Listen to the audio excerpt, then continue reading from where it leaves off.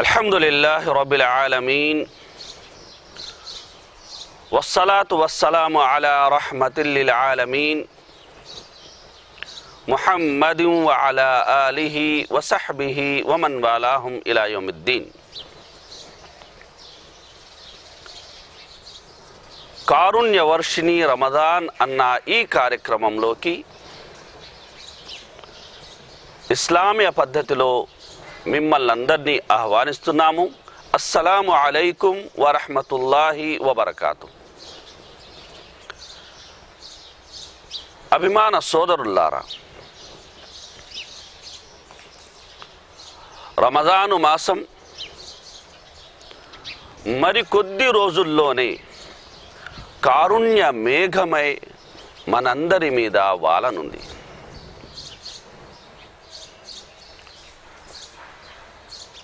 వరాలు కుండపోతగా కురుస్తూ ఉంటాయి, ఎడతెరిపి లేకుండా.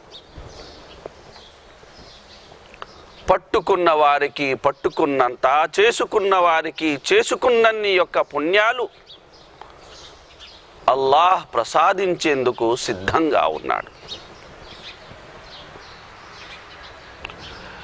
రమజాను శుభాల సరోవరం,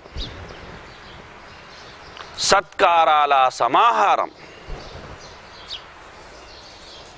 ఈ పుణ్య ఋతువుని తనివి తీరా ఆస్వాదించేలా అల్లాహ్ మనందరినీ దీవించాలని, సత్యాన్ని సంపూర్ణంగా స్వీకరించి సత్కర్మలకు శ్రీకారం చుట్టి సత్యోపదేశానికి సిద్ధమై సత్య మార్గం మీద సహనం కలిగించి జీవించేలా దీవించాలని మనఃపూర్వకంగా ఈ సందర్భంగా అల్లాహ్ను వేడుకుంటున్నాం.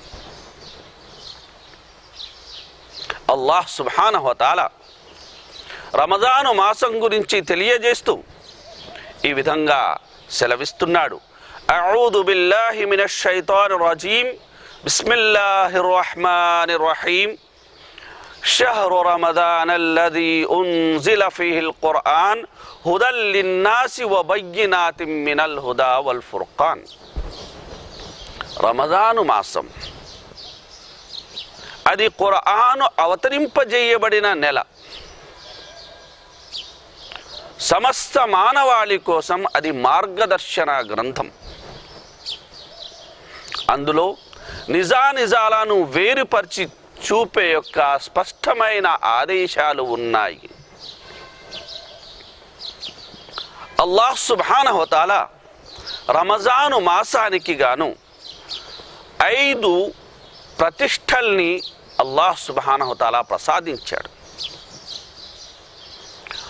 మొదటి ప్రతిష్ట, ప్రవక్త సల్లల్లాహు అలైహి వసల్లం వారన్నారు,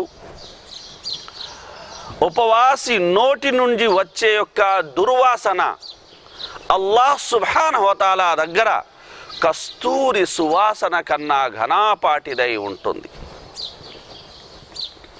ఉపవాసికి అల్లాహ్ సుబ్హానహు వ తఆలా అతను ఉపవాసం ఉన్నంత వరకు, విరమణ సమయం వరకు అతని కోసం ఇస్తిగ్ఫార్ చెయ్యాల్సిందిగా, పాప మన్నింపుకై ప్రార్థన చెయ్యాల్సిందిగా దైవ దూతల్ని అల్లాహ్ సుబ్హానహు వ తఆలా పురమాయించి ఉంటాడు.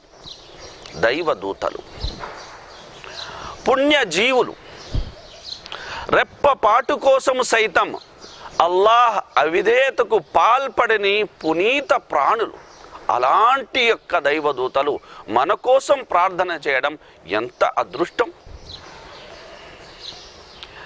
రమజానుకు గల 3వ యొక్క ప్రతిష్ట ఏమిటంటే, స్వయంగా రమజాను మాసంలో అల్లాహ్ సుబ్హానహు వ తఆలా తన స్వహస్తాలతో స్వర్గాన్ని అలంకరిస్తాడు.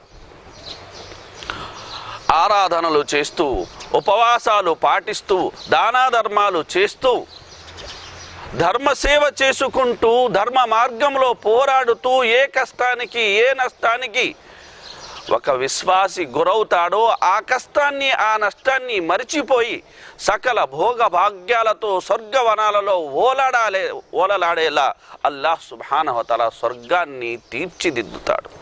ఒక్క మాటలో చెప్పాలంటే స్వర్గమే ఉపవాస దీక్షకుల కోసం ఎదురు చూస్తూ ఉంటుంది.